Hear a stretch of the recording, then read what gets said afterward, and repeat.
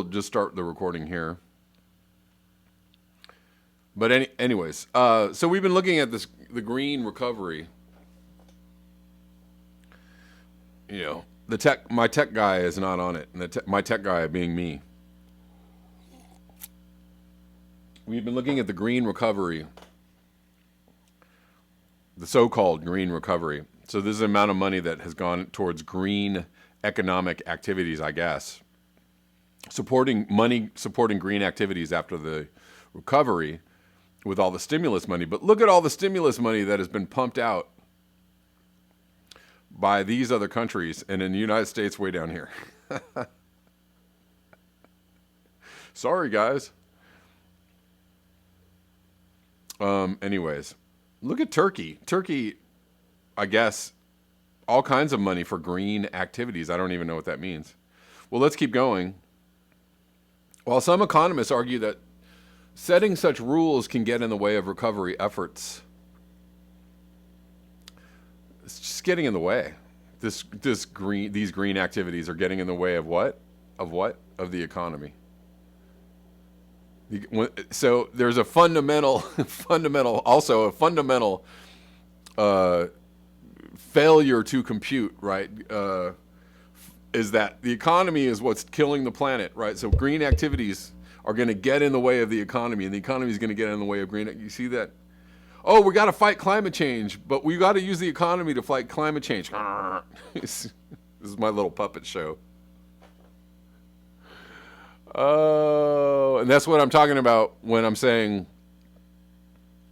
if we could see things through the lens of climate change, if we looked at a recovery through the actual lens of climate change, we would see that it's the economy, stupid, that's killing the planet, right? It's the economy, stupid.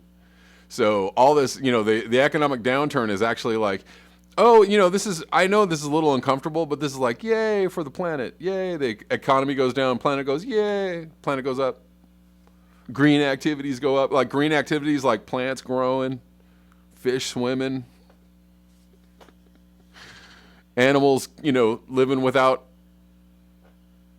human beings, coming to destroy their forest lands. Hey, this is pretty good. I don't know what happened. I don't know. The humans just stopped doing what they were doing and they went away for a little while. This is pretty awesome. Oh shit, they're back.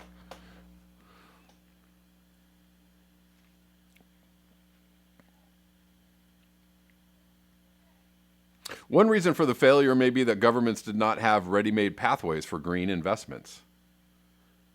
Do you think so? Said Anderson. Countries can get better by learning from each other when it comes to what types of green spending are most effective. That is why O'Callahan's team also launched the Global Recovery Observatory. It tracks stimulus spending across the world and has so far lodged more than 3,500 policies in its database. Well, it's awesome. Is that a green activity, lodging policies in your database? Hopefully that helps some actual green activities. Using real-world examples, the group's economic advisors can help policymakers shape green spending policies to suit their specific needs. That also sounds super, super important. The tracker can also help civil-minded bodies hold governments to account with real numbers as a reference point. It will be easier to identify governments that claim to be pushing for a green recovery but aren't actually doing enough.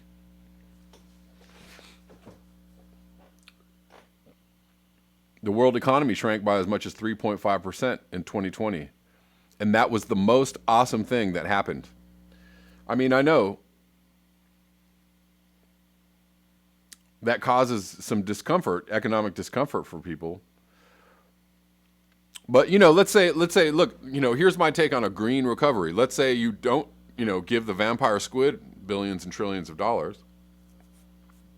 The corporations, bail out the corporations and bail out, all that. And you give most of that money to the people. You say, here you go. You guys can just live. Maybe don't shop it up, guys. All right. We're going to give you a bunch of money, but maybe don't shop it up. Maybe invest in solar panels for your home or invest in, growing your own food, right? What we're going to do is create like a a homeland agricultural agency, right? And we're going to send anybody who wants to learn how to grow their own food or wants help growing their own food, or communities that want to band together to grow their own food can do so. And we're going to send a team of volunteers out, not volunteers, but we'll pay them. They'll come out and they'll help you grow your food. Just putting out ideas out there.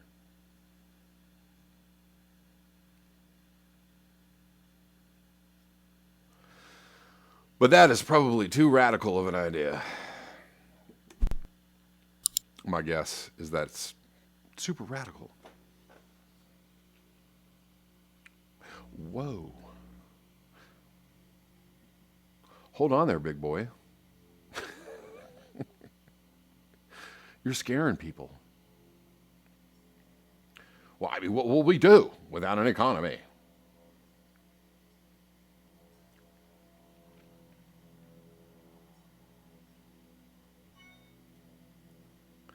J.F. Sebastian says, was it mere coincidence that the Trump tax cut of 2017 was also 1.9 trillion?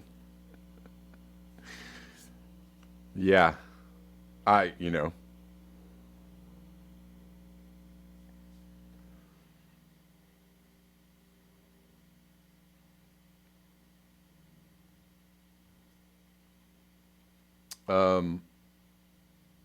Donut Empty Circle says people are still talking about extinction like it's optional. Yeah. Nasmanabs, people are still talking about climate change like it's 2010. Exactly. Oh, that's very true, right? People are still like, oh yeah, I'm worried about the environment. But I heard some conflicting stories on Facebook. Somebody said that the climate is always changing. Somebody told me that we're entering a new ice age.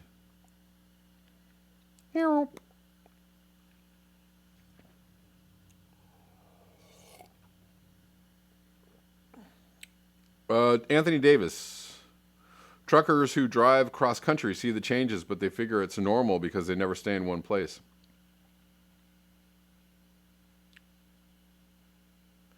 Yeah, I mean, I used to drive cross country all the time, and I was very aware of climate change. I was very aware of the changes in literally the climate changed right before my eyes, and the land, the landscape changed right before my eyes.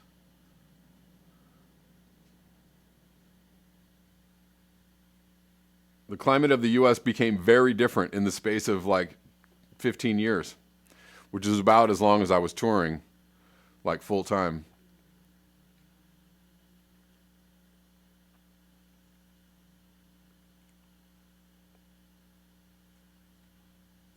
Anthony Davis also says most people who get the $1,400 will spend it on a new smartphone or just go out and party till it's all gone. Well, a lot of people sure will do that.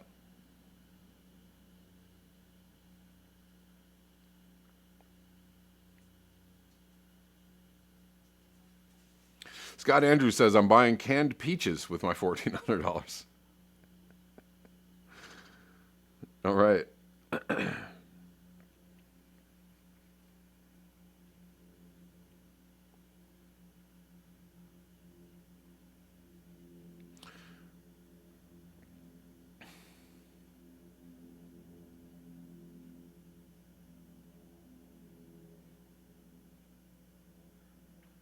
Duncan McCown says the first global environmental conference was the Rio Earth Summit in 1992, and governments still don't have ready-made projects. Right. Well, that's dude. Let me just say, I was thinking today about the fact that they had when the pandemic was coming down, and they passed that CARES Act really fast, right? As almost as if it was already written, almost as if what I mean.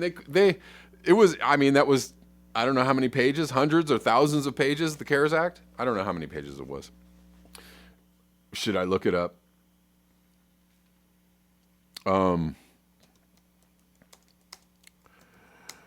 Anyways, It was almost as if that thing was already like ready to go.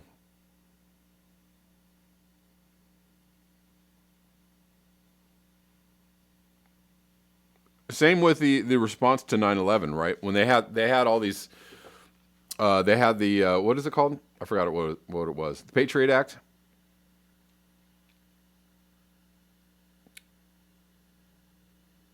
I don't know. I can't see how many pages it is.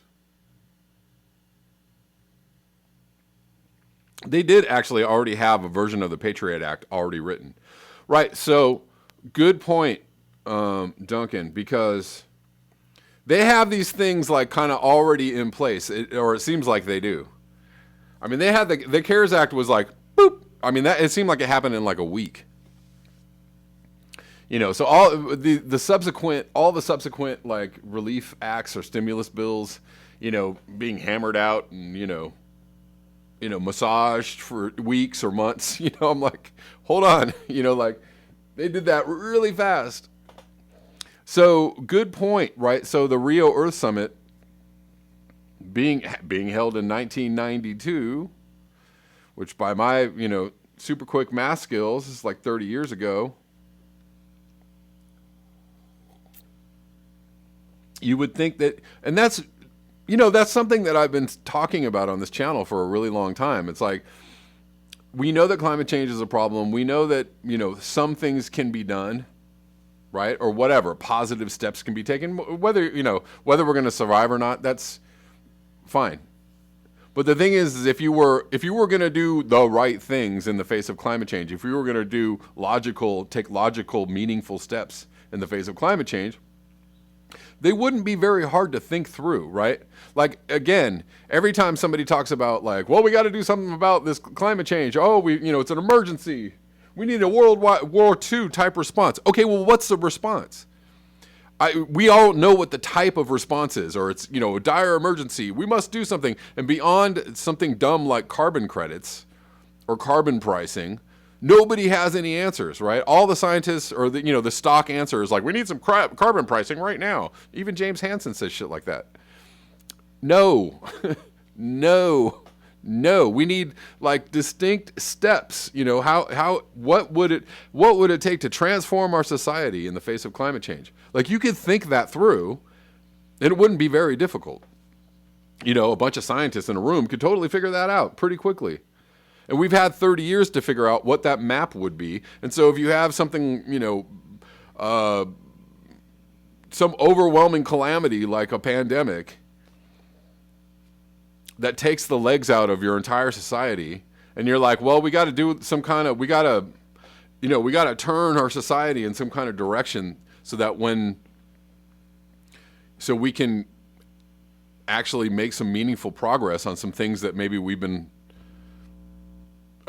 ignoring, for the last decades or century or whatever, however long, right? So you would think that you'd have things in place. We really need some action on climate change. What is it besides building windmills and solar panels and, making sure the cars are electric by 2035? I mean, no, and nobody's thought it through, Duncan McCown. The reality is that your point being, they don't have a plan. They don't have a plan. They didn't think this through. They don't know what to do. They don't really care. And that's, again, what I'm trying to say is all this talk about, oh, we need to talk about climate change and we need equity and, it's going to affect people of color. All this talk, all this virtue signaling bullshit talk is all bullshit. They don't care. They're not really trying to be equitable. They're not really trying to be concerned about people of color. They're not really trying to be concerned about climate change. They don't care. That's the fucking reality of it. Build Back Better is literally make America great. Okay. Sounds good. Can I get a hat?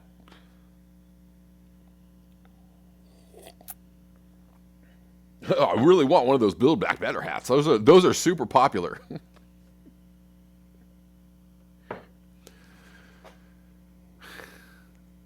Saw a guy in the store today with a Build Back Better hat on.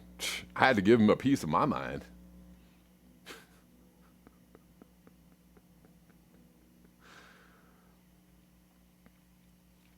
Anyways.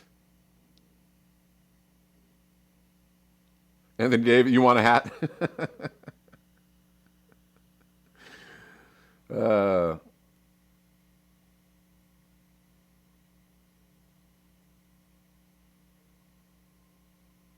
right. Manana, but there ain't going to be no manana, right?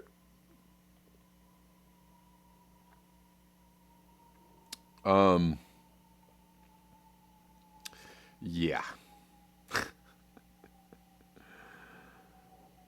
Irk1 says, a culture based on something other than concentrated wealth and wealth concentrate, aka fossil fuels, wealth concentrate. That's a good name for oil. Oil, black gold, wealth concentrate. Kara Moon says they are doing something. They are culling the herd. Of course, they just can't just come out and say that. I don't know. I don't know.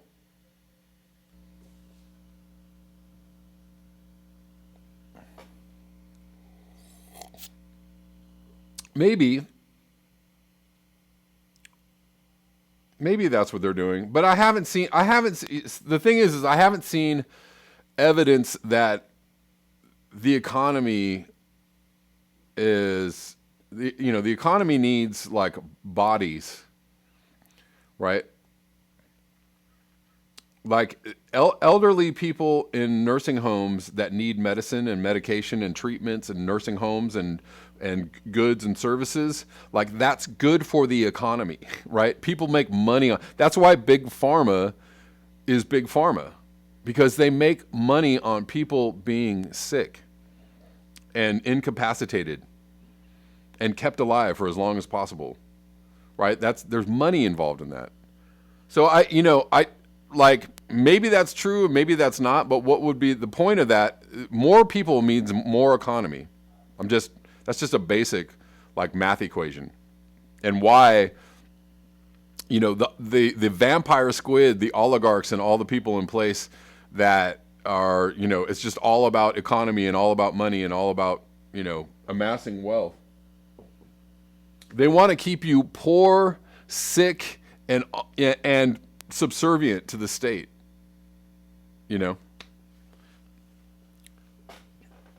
But dead people can't spend money, or dead people can't make the economy go around. Dead people can't keep buying prescriptions from you. So I don't know. Let me see. Dolores Hark says, say your profit will go up by 7%, but you have to sacrifice the marginal 2%. I don't know. That's the thing, is like, I'm not saying that it's not happening. That's not what I'm saying. I'm not saying like, no way. I'm sure there might be some kind of reasoning or purpose, or there might be some kind of upshot to, killing off some people or killing off some part of the population, maybe.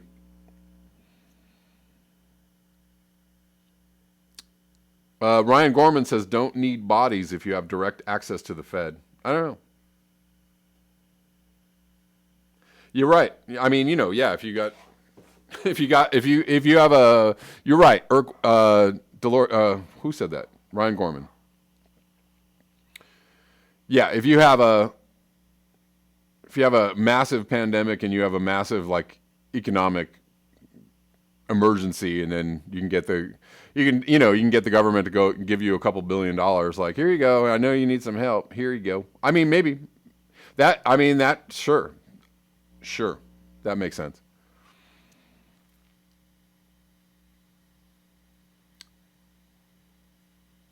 Dolores Hark says, say 5G, go ahead and laugh, but I believe I mean, the thing is that I'm not, I believe that there are all manner of like, strange and sordid plans in place, to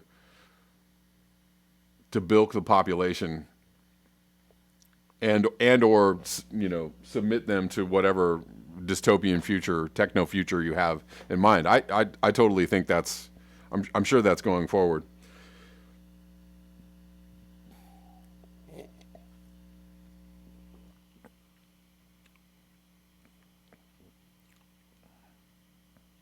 But again, they don't want to solve the climate crisis, and they don't want to solve, they don't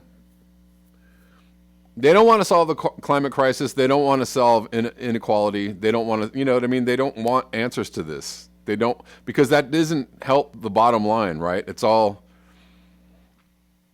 if it's all economics and economics rule the world, and that's actually ding, ding, ding for me, that's true. Economics rule the world. Economics are more important than the environment. Economics are more important than anything. So it's more important than equality or civil rights or human rights. It's more important than anything. Oh, I see. Okay. But whatever. Anyways, we're getting off the the track. I'm going off the rails, people. No, but this is actually a good conversation to have, right? Like, I'm not. There's actually.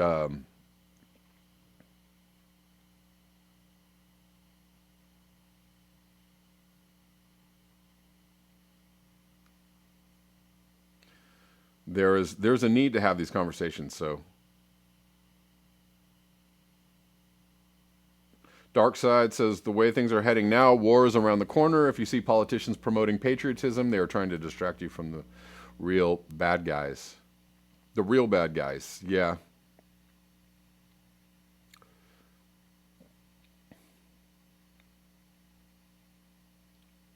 Right, which is, why they're not giving, right, Valhalla, bang on, right? It's why they, no, oh, we can't give you guys a minimum wage.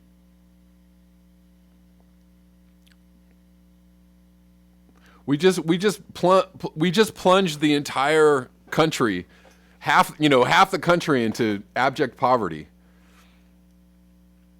with a response to a worldwide calamity or whatever. We just plunged the entire country into poverty. Did you see? You guys just saw that graph of the amount of stimulus that the United States has given to its people compared to like 15 other countries. We're like number 15 on the list. We plunged the entire country into poverty, have given people crumbs. And the entire mainstream media is just churning out this, like, you guys ready for this economic recovery? This new deal? Are you ready for this money cannon? Oh, yeah. It's going to be great. Why don't you just show people that graph, like, every single day on the front of the Washington Post and say, like, well, here's every other country, here's 15 other countries in the world, what they've given their people, and here's the United States. Here's what they've given their people. All right.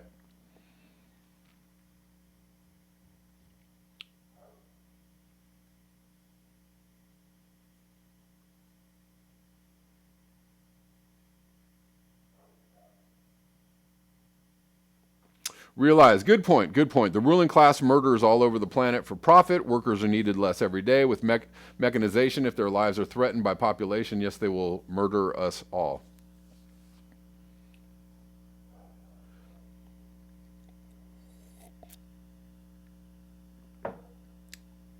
Okay. Let's move on, because this is a good conversation, but I've got some other things to show you that maybe you've seen, maybe you haven't. I don't know. Oh, here's let's check in on the Arctic today from Zach Labe. Or this is from today. Total Arctic sea ice volume was 42% below 1979 levels. Well below half. And 28% below the 79 to 2020 average in February 2021. We'll call that almost 30%.